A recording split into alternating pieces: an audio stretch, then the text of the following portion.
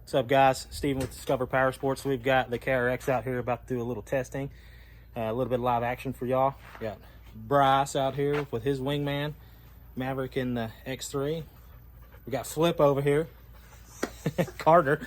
But hey, we saw something cool. Hey, Doug up in Missouri was the first one to buy a Auxbeam panel from us. So shout out to Doug. Thank you for watching, man. Thank you for visiting us on the website and getting that done. So we're gonna give some good footage of this guy here and get to ripping.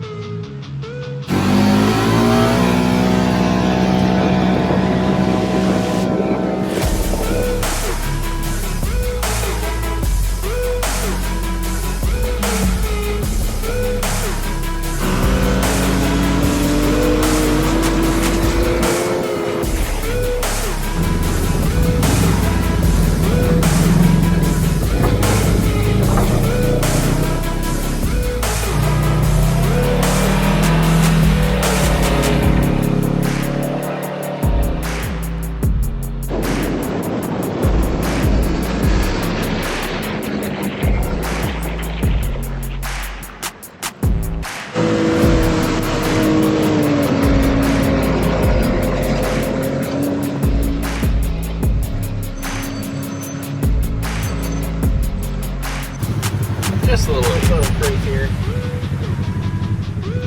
It's actually where I got the jimmy stuff. Yeah, I remember the 2 tracks.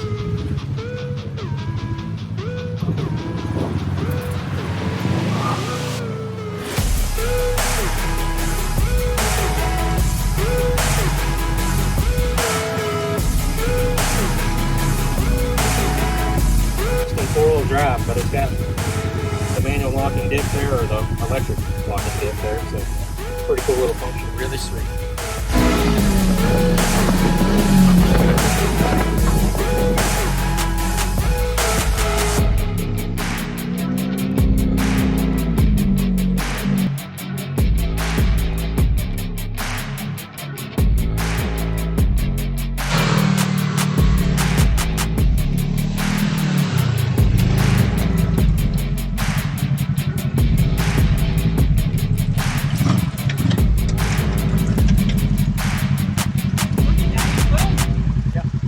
It looked really good. Yeah, and actually hit that about 38. So I think what we did 30 in the X3s. Yeah, something like that. It's super smooth. Sweet. It is a good ride for exactly what it is and what it is. I mean, very comfortable, man. I mean, nothing violent, no bottoming out. My back's fine. Yeah. You got this nice little handlebar right here. Yeah, it's awesome.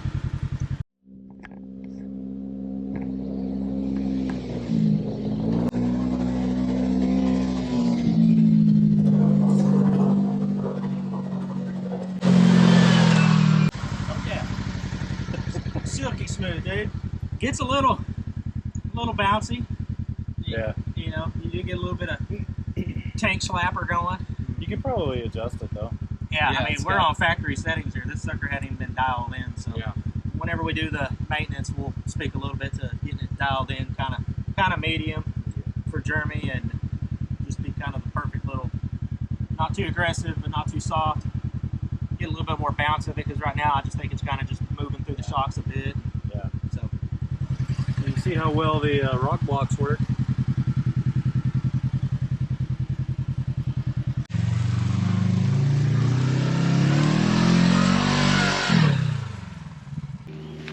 Kawasaki Teryx, right? First time you did a barrel roll in a Yeah. side-by-side? Yeah. 11 years old. I was doing the math and I was like, crap, I was letting you drive side-by-sides at 11 with very little oversight. So, Yeah. don't recommend that. Was you that young? Yeah, Is that that that was when I long started ago? getting into Ken I had block. it 4 years ago, my very first Teryx. Oh Yeah. my gosh. You tried to He said Travis that's persona just that when I thing. got into Ken block and I was like, oh crap, it's terrible timing. Terrible timing. And we were just talking about it right before he did it. Not even Uh-huh. 10 seconds later, he's got it on it. Came So. around. I said, as turn, soon as just- he gets his first flip out of the way, he'll be good. And then, there you go. Mhm. So, anyways, back to this Teryx. So, final thoughts. Kawasaki quality. Very capable. Very economical. All around a great rig. Very well put together, in my opinion. Great little accessories for the model and the package it is, being the Trail Edition. Is it heavy? Does it weigh as much as one of Jupiter's moons? Absolutely. Does somebody at Kawasaki have a cup holder fetish? I think so. Is it underpowered? It is underpowered, but it's a Kawasaki. I think they do such unique stuff, and it may be so simple to deliver that power of what that thing makes to the ground, and it still feel like 150 horsepower. So For what they were aiming for, though, I think they nailed it. Though absolutely, I don't think they were aiming for, you know, the X3 definitely or the not an Razor. X3 killer or Razor killer. I mean, if you look at Kawasaki's past and what they've had, you know, their four-wheelers and stuff, they really haven't played the horsepower game in a long time. So, yeah, I think for what they wanted a good quality machine. I think that they nailed it with the Teryx. I think they're successful.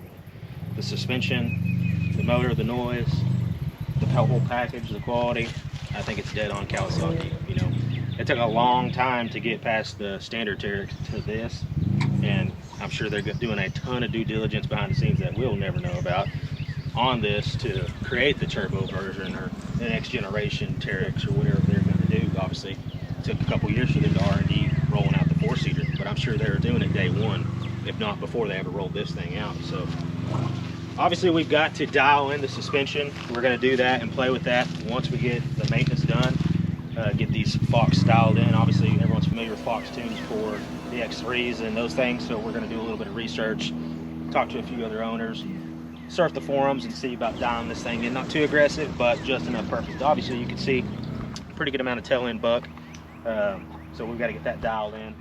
And front's a little soft, so we got to get it taken care of. All in all, though, for 68 inches wide, it taking turns, you know, it getting through the trails, it's really a good mid-size rig. I mean, it doesn't get you a little scared like a 72-inch would. It's not as narrow as a standard 64, which is what I come from, which is definitely feels a little sloppy and feels a little sketchy. But great unit all around. I can't say any more positive about it. It's very still sporty, but very utilitarian. I feel like I can, you know, load this up with something or hook a trailer to it if I could and do work with this thing on a farm, on a ranch, anything. So very, very good unit. Very pleased to have this on the channel, and there's Gooser liked it as well. So other than that, guys, highly recommend it if you're getting into side-by-sides, or, you know, if you're doing some minor trails or some climbing, or shit, if you've got a rental business. I think this is a great one to have as a rental company, just because of how well they hold up and what they can do. All right, so my closing thoughts on the Teryx. I kind of had to change how I was thinking about this. I was comparing it to an X3, and I think that was the wrong thing to do, because it's not an X3, and I don't think they meant it to be an X3 or a Razor. I think they meant it to be what it is. It's kind of an in-between. It's very good at what it is. It's very good climbing. The four-wheel drive system is great. It's got enough power and low-end torque that it moves itself around very good. I mean, some of the little flybys were 65, 70 miles an hour. That's more than enough for most people. So,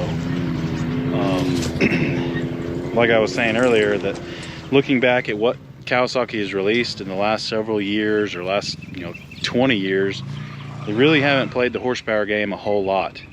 For a while with their ATVs, they led with their 650 and 750 V twins, but then when everybody started running 1000s, they haven't ever upgraded. They still are running the 750. Not that that's a bad thing. Old faithful. Yeah, I had an 08 brute force 750, and that thing would run with 1000 Can-Am Outlanders and 1000 OG Mavericks. So they're good at what they do, but you can just tell Kawasaki is not interested in that. They're not interested in playing the horsepower game. They're not gonna up their horsepower 5 horsepower because Yamaha released something with 5 more horsepower. You know, they just don't play that game. You can always count on their stuff to be quality and solid, and that's what I like. But I feel the same way about Honda and Yamaha, that their stuff, it's just good. It's just good stuff. It's gonna last, and as long as you maintain and treat it well, it'll serve you well. So they all have different characteristics. If you're thinking about one of these or an X3 or whatever, I recommend you go drive one, because they are all different. The Honda Talons, the Yamahas, they're different. They drive different. You sit in the machine differently. So that's really all I have to say. Thanks again to Doug for getting that switch panel. Yep, Doug in Missouri. Appreciate you, man. Yeah, Doug in Missouri. That's still going on. Panel 20 for 20% off any of the Auxbeam switch panels. Go on the website, discoverpowersports.com. Make sure to like and subscribe, and share this video with others. Yeah. We'll see you when we do the maintenance. Yep, we'll see you in the next video. We're going to do the maintenance, the differentials, oils, all that stuff. So.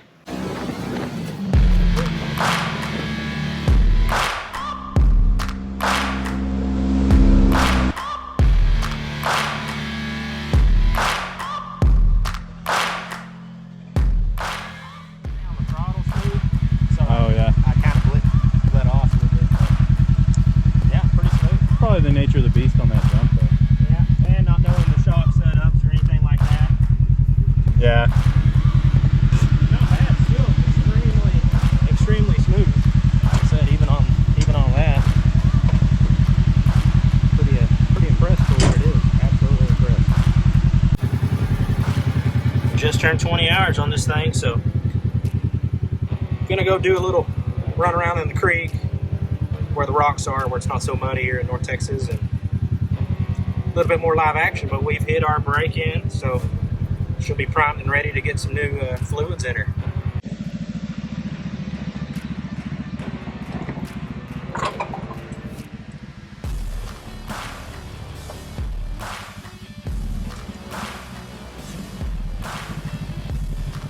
Kawasaki engine racing, dude, the whole time. That's awesome.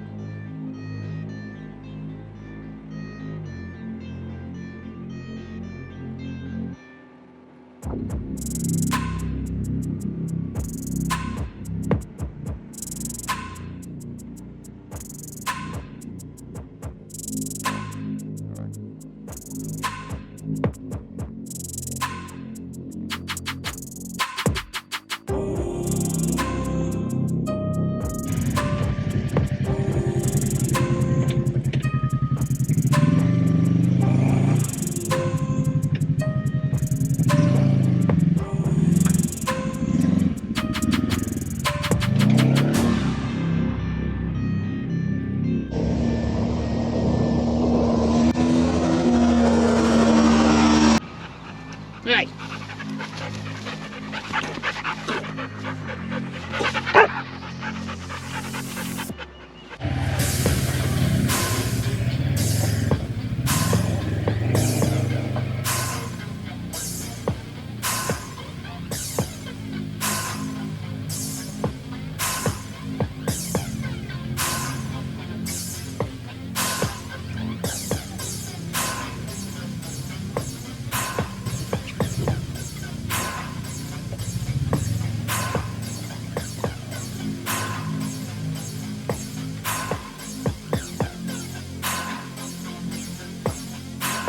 I wanna